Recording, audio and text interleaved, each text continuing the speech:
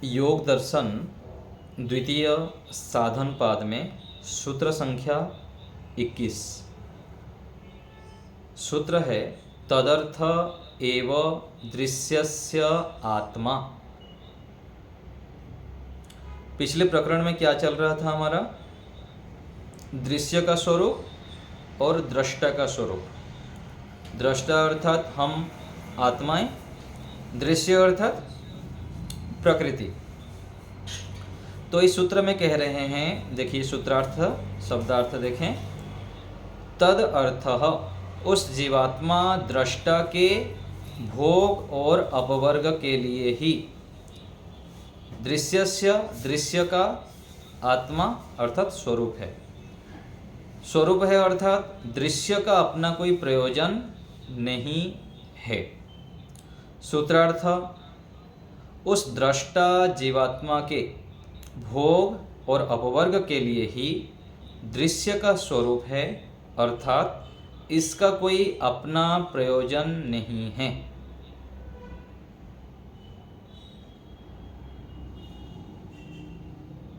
आगे देखिए इसका हिंदी भाग।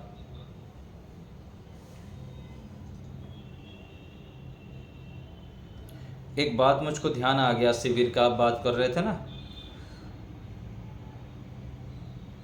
श्रद्धेय जो आचार्य जी हैं, शिविर काल में जो बात बताए हैं, उनका अपना जो व्यक्तिगत मंतव्य है, उनकी जो इच्छा रहती है अथवा उनकी जो सिद्धांत है, उनका कहने का यह है कि जो ऋषियों की विद्या है, प्राचीन विद्याएं हैं, इनको हमें ऑनलाइन जो हम पढ़ाते हैं, ऑनलाइन चलो गूगल मीट में तो चलो प्रत्यक्ष रूप में आप लोग हैं, कौन पढ़ रहे हैं कौन नहीं पढ़ रहे हैं हमको पता ही है, लेकिन जो यूट्यूब में अपलोड करते हैं उसमें इन विद्याओं को पढ़ाना नहीं चाहिए और विशेष बातें बताना नहीं चाहिए। क्यों नहीं चाहिए? इसके पीछे उनका यह कहना है कि जो ऋषियों की विद्याएं हैं, ऋषि लिखते हैं कि जो अब्रह्मचारी है, जो ब्रह्मचर्य का पालन नहीं करता, जो जीवन में संयम का पालन नहीं करता है और जो पुरुषार्थ नहीं करता है, तपस्या नहीं करता है, उसको ब्रह्म विद्या का दान नहीं करना चाहिए। इसके लिए पात्र होना चाहिए और योग्य होना चाहिए, तब उनको देना चाहिए। और इसीलिए अभी शिविर कल समाप्त हुआ, आज से मैं आगे और भी कुछ विशेष बातें को संकलन कर रहा हूँ और विशेष बातें अभी मैं संग्रह कर रहा हूँ। और वह बात है जो भी मैं संग्रह करूँगा, अभी साधना का समय भी बढ़ा रहा हूँ, तो ये आपको जो आप ऑनलाइन कक्षा में पढ़ रहे हैं उसमें थोड़ा सा ही मिलेगा, ठीक है। और जो हम प्रत्यक्ष रूप में पढ़ेंगे, जैसे शिविर होगा आपके आसपास, जो भी प्रत्यक्ष रूप में हम करेंगे, तो वहाँ पर कुछ बातें ऐसे रहेगा, विशेष बातें जो आपको प्रत्यक्ष रूप में मैं दूंगा और ये आपको अनुभव होगा। मेरे से आप जितने भी हमारे संजय जी आदि हैं जो सिरूर महाराष्ट्र से हैं, उन लोग 3 साल से मेरे से पढ़ते हैं, लगातार लगभग जुड़े हुए हैं। और भी बहुत सारे माताएं हैं, आप लोग जुड़े हुए हैं मेरे से। तो जितना मेरे से आप इतने दिन से मिला है और अभी जो भी कक्षा में पढ़ते हैं, जितना भी सुनेंगे, उससे कुछ विशेष जब हम व्यक्तिगत रूप में आप मेरे से मिलेंगे, पढ़ेंगे अथवा हम शिविर आदि करेंगे, कक्षाएं लेंगे, तो वहाँ पर कुछ विशेष बातें आपको सिखाने का वहाँ पर मैं करूँगा। और अवश्य आपको लगेगा कि जो हम आचार्य से ऑनलाइन यूट्यूब के माध्यम से, गूगल मीट के माध्यम से पढ़ते हैं, ये कुछ विशेष है। तो इसीलिए आगे की ये मैं कार्यक्रम बना रहा हूँ कि जो व्यक्ति प्रत्यक्ष रूप में हमको बुलाएंगे अथवा वहाँ जाएंगे हम और इतना मेहनत करेंगे, तो उनको कुछ विशेष देना है। और ये ठीक बात भी है। तो चलो इसमें फिर बता देता हूँ कुछ चीज़ें, तो संक्षेप रूप में बताऊँगा मैं बीच बीच में। तो एक तो है कि जैसे ईश्वर के विषय में है, ईश्वर के विषय में हम बहुत सारा चिंतन करते हैं, मनन करते हैं और विचार करते हैं। एक हमारा चूक क्या होता है ईश्वर के विषय में कि ईश्वर संबंधित विश्वास को हम बना नहीं पाते हमारे मन मस्तिष्क में। आप लोग परीक्षण कर सकते हैं, ईश्वर यहाँ पर है, केवल हम ईश्वर प्रणिधान की बात करते हैं, ईश्वर के विषय में बहुत विचार करते हैं, लेकिन ऐसे कुछ विशेष प्रयास हम करते हैं कि ईश्वर के विषय में विश्वास बनाना कि ईश्वर यहाँ पर है। निरीक्षण करेंगे तो हमारा कहीं ना कहीं कमी दिखेगा। शाब्दिक रूप में हम बहुत जानते हैं ईश्वर के विषय में, बहुत सुनते हैं, प्रमाण से सिद्ध भी कर लेते हैं, लेकिन ईश्वर की उपस्थिति के विषय में जो विश्वास हमारा दृढ़ होना चाहिए, दृढ़ हमको करने के लिए मेहनत करनी चाहिए, वो हम नहीं करते हैं, प्रयास नहीं करते हैं। तो आध्यात्मिक व्यक्ति के लिए एक यह महत्वपूर्ण है कि जैसे हम यहाँ प्रत्यक्ष रूप में व्यक्तियों को और वस्तुओं के उपस्थिति को अनुभव करते हैं, ऐसे ही ईश्वर की उपस्थिति के विषय में हम जागरूक नहीं होते हैं, सतर्क नहीं होते हैं, सावधान नहीं होते हैं।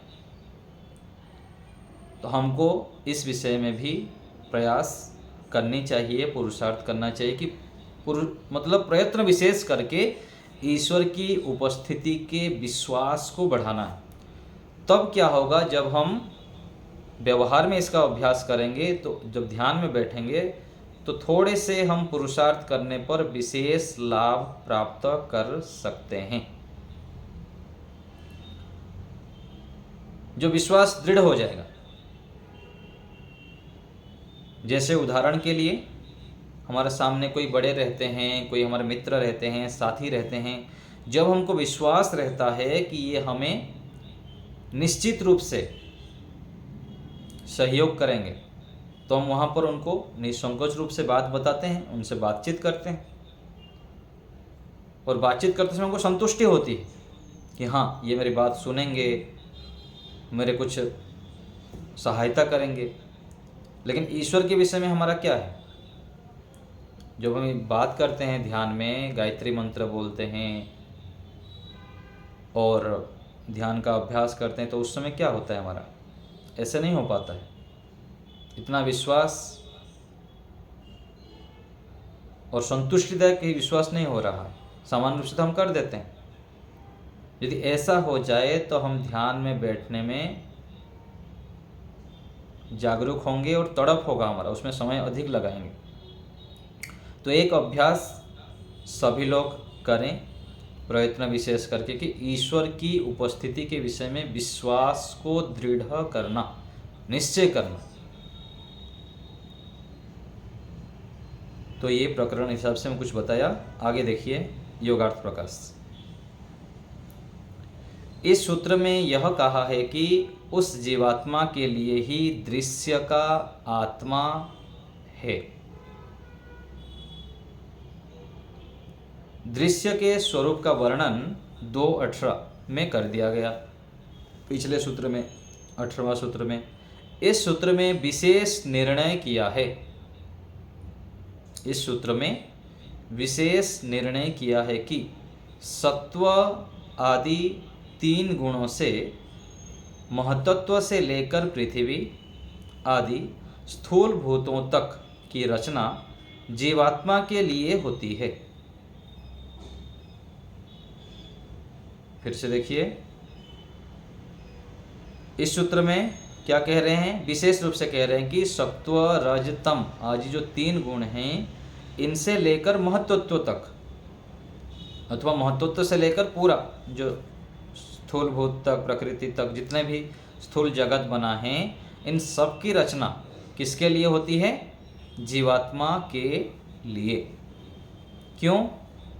क्योंकि ईश्वर पूर्ण काम है, उसको अपने लिए किसी भी वस्तु की आवश्यकता नहीं है। प्रकृति जड़ होने से न सृष्टि की रचना कर सकती है और न उससे बने पदार्थों का भोग कर सकती है। जीवात्मा चेतन पदार्थ है और उसमें बल भी है, परंतु आत्मा में आनंद नहीं है, अतः वह आनंद स्वरूप नहीं है। जो प्रकृति से बने पदार्थों में सुख है वह भी जीव में नहीं है। सृष्टि की रचना के बिना ना जीवात्मा कर्म कर सकता है और ना कर्मों का फल भोग सकता है। महतत्व से लेकर शरीर पर्यंत सृष्टि की रचना हो जाने पर जीव कर्म करने में, भोग भोगने में तथा मोक्ष प्राप्ति में समर्थ होता है। तो ये थोड़ा विचार करते हैं कि जो प्रकृति है वह हमारे लिए है और हमारे लिए क्यों बनाए हैं परमात्मा ने? क्योंकि हम जीवात्माएं सुख की इच्छा करते हैं और सुख के बिना हमारा यहाँ जीवन जीना बहुत कठिन है। तो ये जो संसार के पदार्थ हैं, इसके विषय में दो प्रकार की भ्रांतियाँ हो जाती है कई बार। एक भ्रांति आता है कि व्यक्ति सोचता है कि यहाँ पर केवल दुखी दुख है, दुखी दुख है, ये ज्ञान रूप में ठीक है, लेकिन व्यक्ति कई बार परेशान होके दुखी होता रहता है, निराश होता रहता है। ये क्या है? अज्ञानता पूर्वक हो रहा है। और दूसरा है कि उस प्रकृति रूपी साधन के अंदर सुख प्राप्ति की जो संभावनाएं हैं वो ना जानने के कारण उससे हम यथा योग्य प्रयोग नहीं कर पाते हैं और उससे फिर दुखी हो जाते हैं। इस विषय में एक आता हूँ, शिविर का प्रसंग बताता हूँ आपको, बहुत अच्छा। जैसे माता पिता संतान का पालन करते हैं, माता पिता संतान का पालन करते हैं, तो संतान के विषय में क्या कहते हैं? ये किसका है बोलने से क्या बोलते हैं? मेरा है बोलते हैं। तो ये जो मेरा कहते हैं उसके पीछे, ठीक है, व्यवहार में हम कह रहे हैं मेरा है, लेकिन उसके पीछे वास्तविकता को जब हम जान लेंगे तो क्या होगा? ये संतान ही हमारे मोक्ष प्राप्ति के साधन बन जाते हैं। संतान का पालन जब हम अपना मान के करते कि मेरा बेटा है और मैं ही उसको बड़ा किया हूँ आदि आदि जब भाव रहता है, तो उसके पीछे क्या होता है? माता पिता इरिटेट हो जाते हैं उनके गलत व्यवहार से, गलत क्रियाओं से दुखी हो जाते हैं। और यदि ऐसे सोचे कि जो संतान माता के गर्भ में आया, मैं अपने आप को पिता कह रहा हूँ, तो ये जो प्रक्रिया है सारा देखेंगे उसके पीछे कौन है? जिस वीर्य से फिर रस से संतान उत्पन्न होता है, तो ये जो प्रक्रिया बना है शरीर के अंदर, रस रक्त मांस मज्जा अस्थि हड्डी आदि जो पूरा प्रक्रिया हुआ है, इस सब प्रक्रिया के अंदर जब जाएंगे तो इसके मूल में कौन दिखेंगे? ईश्वर। और आगे चलकर जो पुरुष और स्त्री का संयोग हो रहा है, संतान उत्पत्ति हो रहा है, तो उनको कहाँ पता क्या हो? और आगे माता के गर्भ में जो संतान निर्माण हो रहा है उसको कौन कर रहा है? तो ऐसे जब बुद्धिमत्ता पूर्वक हम विचार करते हैं, सोचते हैं, तो पता लगता है कि इसका तो मूल मुख्य माता पिता कौन है? परमात्मा है। और हमको किस लिए दिया है? कौन दिया है? कैसे मिला है हमको ये? इसको हमको परमात्मा ने केवल पालन करने के लिए दिए हैं कि तुम निमित्त मात्र हो। वास्तविक माँ कौन है? बड़ी माँ कौन है? ईश्वर है। और ये जो छोटी माँ जो पालन किया है, तो जब हम संतान को ईश्वर का पुत्र मानते हैं, ईश्वर का पुत्र जब मान लेते हैं, तब उसमें जो पालन पोषण करेंगे तो हमारी मानसिकता क्या होगी? कि ईश्वर ने हमको दिया है इसका पालन पोषण करके इसको योग्य बनाने के लिए और समाज के हित करने के लिए।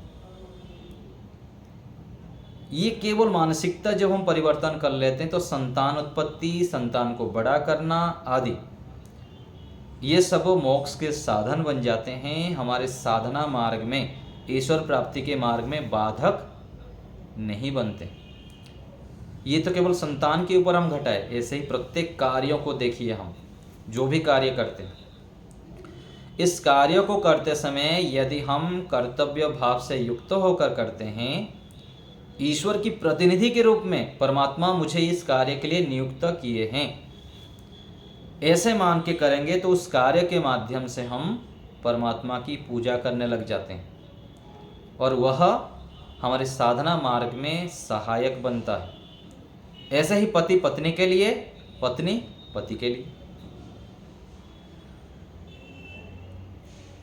तो इस भाव को लेकर जब हम प्रकृति के प्रत्येक पदार्थों के विषय में सोचेंगे कि संसार की प्रत्येक वस्तु मेरे लिए यहाँ सहायक है, परमात्मा ने साधन के रूप में मुझे दिए हुए हैं, इस भाव से जब हम जीते हैं तो हम अधिक से अधिक इन व्यक्तियों से, वस्तुओं से, संसार से लाभ उठा लेते हैं। तो यही कहना चाह रहे हैं यहाँ पर कि जो प्रकृति से बने पदार्थ हैं ये सब हमारे लिए हैं। परमात्मा ने हमको इन साधनों के माध्यम से साध्य ईश्वर तक प्राप्त बढ़ने के लिए दिए। तो ये कह रहे हैं कि महत्त्व से लेकर शरीर पर्यंत सृष्टि की रचना हो जाने पर जीव कर्म करने में स्वतंत्र होता है और भोग भोगने में तथा मोक्ष प्राप्ति में भी समर्थ होता है। नहीं तो हम क्या है, जीवात्मा अपने सामर्थ्य से करवट भी नहीं बदल सकता। इतना इसका ये है। ऐसे हमें विचार करना है। आगे कुछ लोग कहते हैं कि जीवात्मा आनंद स्वरूप है।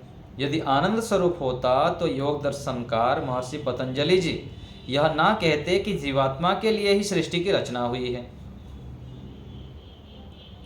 यदि आनंद स्वरूप होता तो क्यों सृष्टि की रचना करते, कोई जरूरत ही नहीं था। दूसरी बात यह है कि आत्मा आनंद स्वरूप होता है तो वह दुख में श्रेत सांसारिक भोगों में क्यों पड़ता, क्यों यहाँ व्यक्ति फंसता रहता है, इसके पीछे उसके पीछे, सुख के पीछे दौड़ता रहता है। और केवल सुख के पीछे दौड़ना तो एक ठीक है, साधन के रूप में प्रयोग कर रहे हैं और सुख मिल रहा है दौड़ना, लेकिन उसी में ही सुख है। इस वस्तु को प्राप्त करने से ही मैं सुखी हो जाऊंगा, तृप्त हो जाऊंगा, आदि आदि जो अज्ञानता पूर्वक मान्यताएं बनाता है, यदि आनंद स्वरूप होता तो क्यों बनाता। तो यदि जीव का आनंद गुण स्वाभाविक है तो ईश्वर के आनंद की प्राप्ति के लिए ऋषियों ने योगाभ्यास का विधान क्यों करते फिर। इसलिए आत्मा आनंद स्वरूप नहीं है। तो यहाँ ये समझना है कि संसार के प्रत्येक वस्तु में सुख भरा पड़ा है। यदि हम उसको ज्ञान पूर्वक प्रयोग करेंगे तो परिणाम, ताप आदि जो 4 प्रकार का दुख था उससे बच पाएंगे। और यदि अज्ञानता आ गई तो उसी वस्तु में ही हमको दुख दुख दुख मिलना भी प्रारंभ हो जाता है। और ज्ञान प्राप्ति कब होता है, जब हम निरंतर पुरुषार्थ करते हैं, जागरूक बनते हैं। ज्ञान प्राप्ति के लिए पुरुषार्थ करेंगे, कोई चीज फ्री में नहीं मिल जाता है। जितना पुरुषार्थ करेंगे उतना मिलेगा। जैसे हम सत्संग करते हैं, आदि आदि में समय लगाते हैं, जितना समय लगाएंगे उतना मिलेगा, थोड़ा सा मिलेगा। और अधिक समय लगाएंगे, अधिक पुरुषार्थ करेंगे तो सत्य को हम जान पाएंगे और जो वास्तविकता है उसको हम प्राप्त कर सकते हैं। तो इस सूत्र में यह बताया गया कि संसार जो बनाया गया है हमारे लिए है, दृष्टा के लिए है, उसको हम ठीक ठीक प्रयोग करें और परमात्मा को जानने के लिए पूर्ण प्रयास करें, उनके प्रति श्रद्धा, विश्वास आदि को हम जगाएं। अभी आप लोग को कुछ पूछना हो तो बताइए।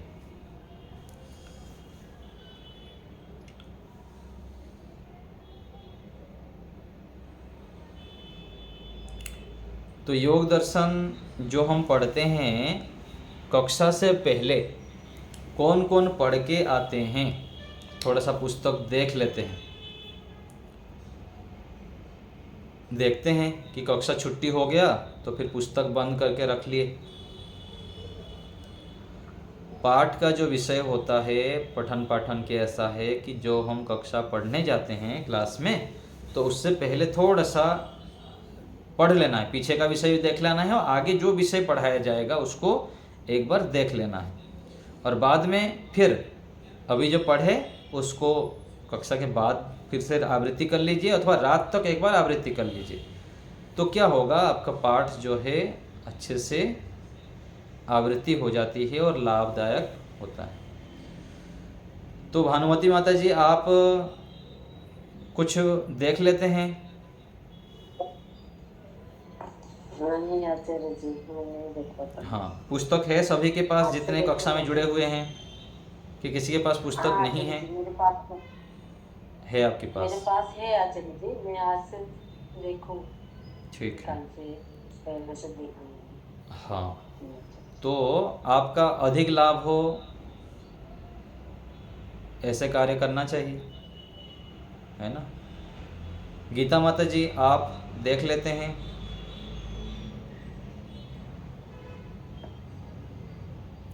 मीना माता जी? हाँ जी आचार्य जी नमस्ते। हम बीच बीच में समय होने से पढ़ लेते हैं ना। और परीक्षा कौन कौन दे दिए हैं जितने भी क्लास में उपलब्ध हैं? योग दर्शन पहले पाद का नहीं है आचार्य जी, 3 घंटा मिलता नहीं है। हाँ, तो परीक्षा देने से देखिए, परीक्षा देने से घबराना नहीं चाहिए। क्या कहा मैं?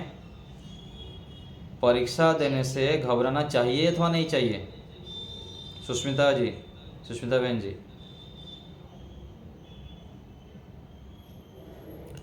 परीक्षा देने से क्या होता है पता है? मान लीजिए आपका 100 मार्क का क्वेश्चन है, आपको मिला 10 मार्क, तो 10 मार्क में मिला तो आप प्लस पॉइंट में है कि नहीं है? बाकी